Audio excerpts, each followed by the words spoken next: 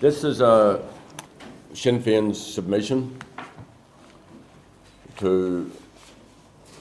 formally to the British and Irish governments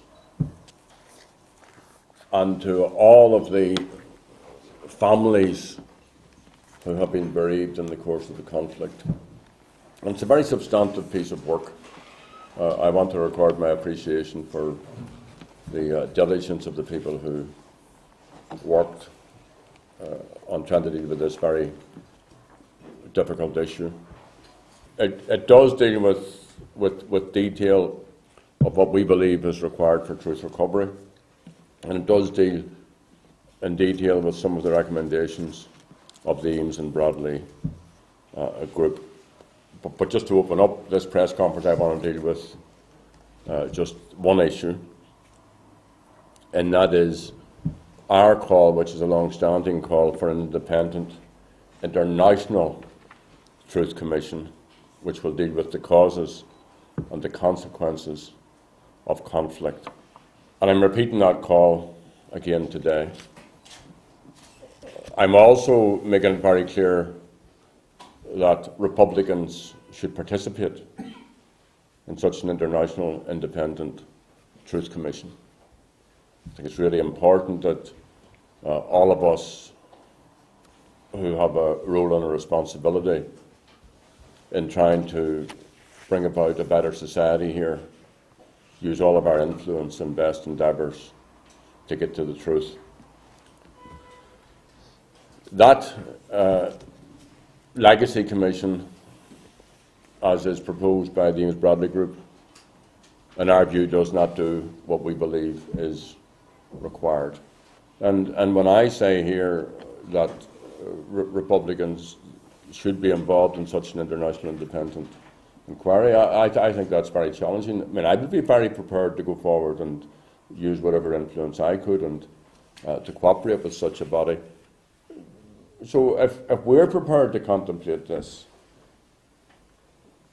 then the government in London has to be prepared to assist.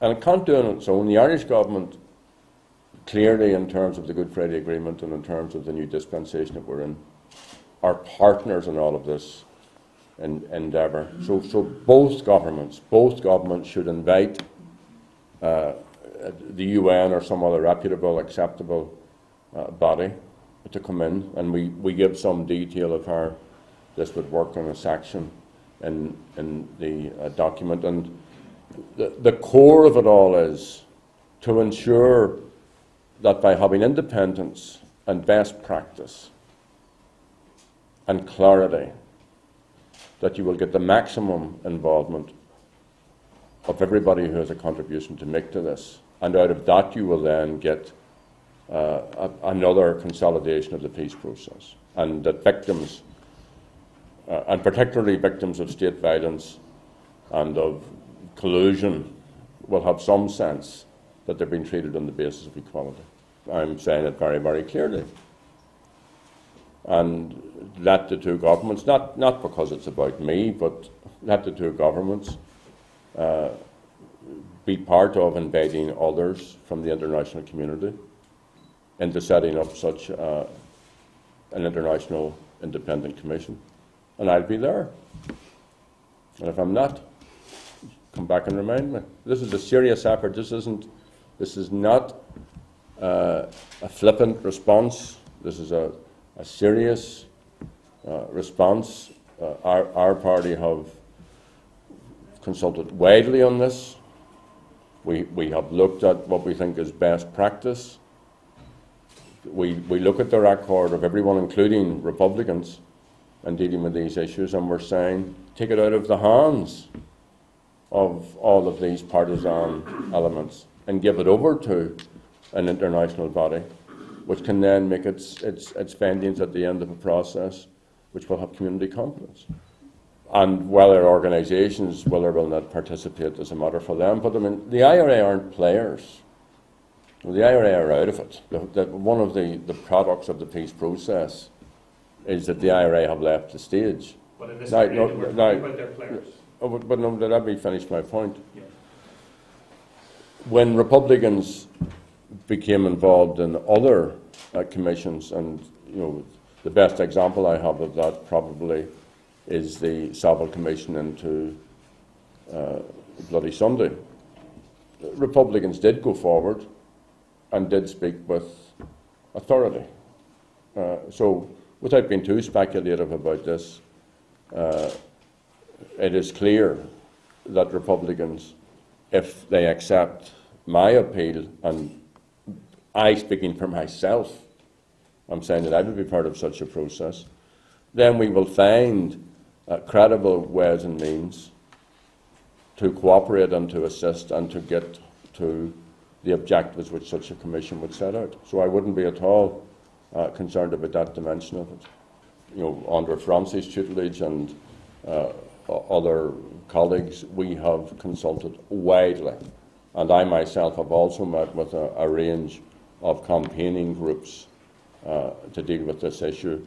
I've also met with the families of Republican dead, of our patriot dead.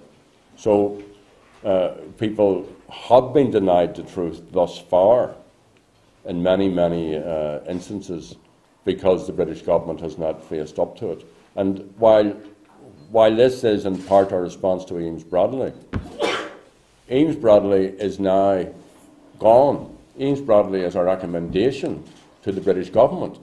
So we're now dealing with the British government. We're not dealing with Eames Bradley. Eames Bradley and the other commissioners did their best, and I think they made a good effort. And as you'll see if you read through this, there are some of their recommendations which we support and think are good, solid, positive recommendations. But on this issue, it doesn't go far enough, because no one would accept Sinn Fein setting up a truth commission. No one would have accept any other element which is partisan, the Unionist Party setting up a truth commission. So no one should expect or accept the British government setting up a truth commission. Both governments should invite a reputable international forum to come in and to set up such a commission. And that's how you'll get the competence that isn't there at this time.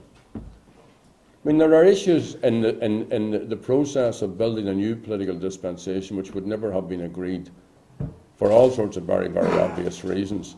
Only we invited in international commissions to do that work for us. Well, a whole range of issues, even the Patent Commission. I mean, there are a range of issues which we handed over, and there was risk involved in everybody in terms of that.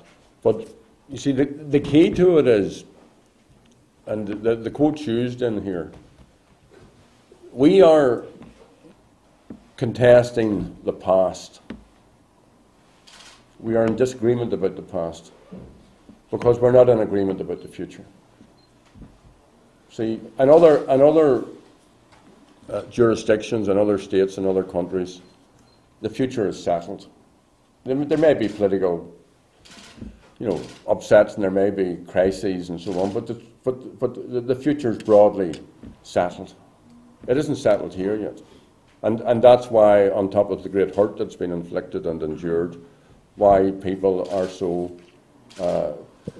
I suppose, open on these very, very, very fragile issues.